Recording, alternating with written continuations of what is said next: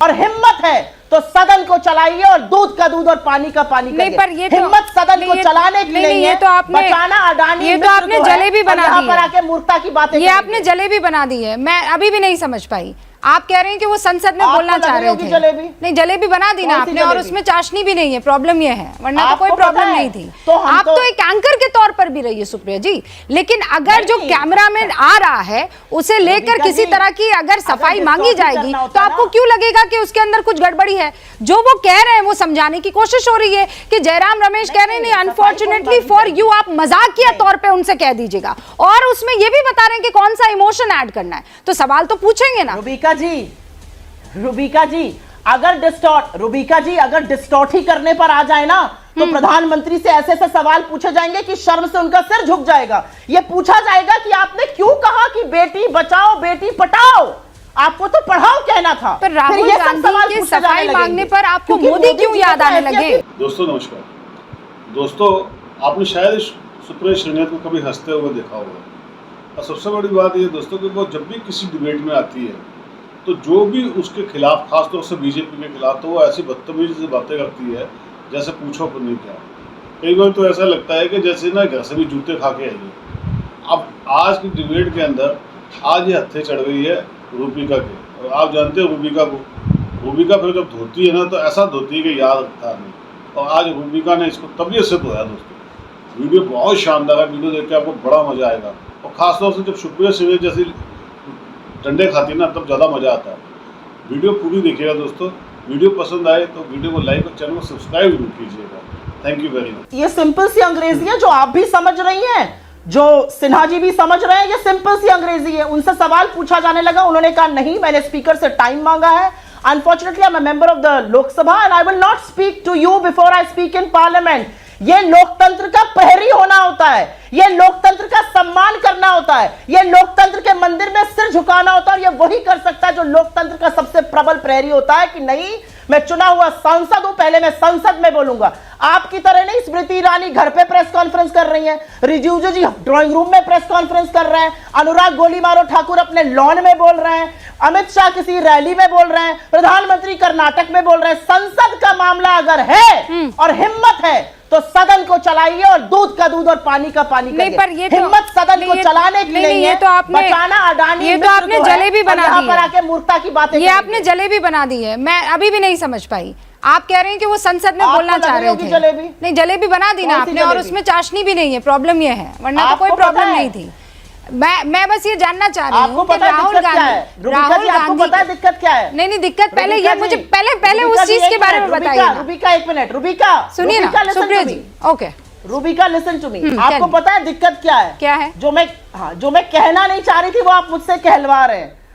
मैं बताती हूँ दिक्कत क्या। मैं कहना नहीं चाह रही थी क्योंकि मुझे लगता है रोज रोज मीडिया को आकर मीडिया के ऊपर आक्षेप करो। आप लोग सब लोग अपनी असलियत खुद जानते हैं, मैं क्यों बोलूं।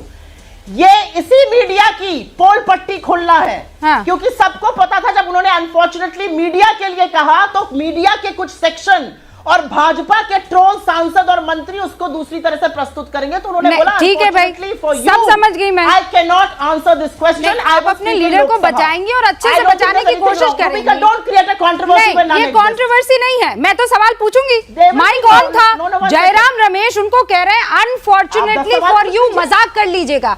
इतना डिक्टेट कौन करता है? इतना डिक्टेट कौन करता है? और फिर वो उस चीज को दोहरा भी रहे हैं। एक मिनट, आपको लगता है कि 4 बार नहीं, सुन लीजिए मेरी बात। आपको लगता है 4 बार के चुने हुए सांसद, कैम्ब्रिज के एमफिल जो विजिटिंग फेलो बनकर कैम्ब्रिज के जज बिजनेस स्कूल गए, हाँ। इनकी तरह पूरा पॉलिटिकल साइंस में फेक डिग्री लेके नहीं घूम रहे हैं। उनको जयराम रमेश जी को ट्यूटर करना पड़ेगा। अब आप किसी भी तरह से, चाहे रावण की हंसी हंसिए चाहे कोई और हंसी हंसिए राकेश सिन्हा जी, असलियत यह है आप लोगों का जो स्पेशलाइजेशन है वो झूठ फैलाने में, रूमर उड़ाने में, यही आपका स्पेशलाइजेशन है। अगर आप लोग ट्रोल ना बने तो जहां बैठे वहां बैठिएगा भी नहीं, ये भी असलियत है। नहीं, आज आपकी मैं फिर आपसे ये सवाल पूछ रही हूँ सुप्रिया जी, मुझे ये बताइए, इतना पढ़ा लिखा इंसान, 4 बार का चुना हुआ सांसद, वो जयराम रमेश उनके कान में क्या क्या रहे हैं और वो क्यों बता रहे हैं कि अनफॉर्चुनेटली फॉर यू, क्यों समझाना पड़ रहा है? And then he is repeating it, why? आप क्या कहना चाह रही हैं? आप क्या कहना चाह रही हैं? मतलब कि जयराम रमेश उनसे क्या बात कर रहे हैं? आप ये कहना चाह रही हैं? हाँ, नहीं, मैं तो पूछ क्यों जयराम रमेश उनसे ये बात कर रहे हैं? की पोल पट्टी खोल रहे थे। नहीं, हमारी कैसे? वो तो माइक खुला हुआ था, वो पोल पट्टी वहां खुल गई। आप ही लोगों की पोल पट्टी खोल रहे थे कैसे?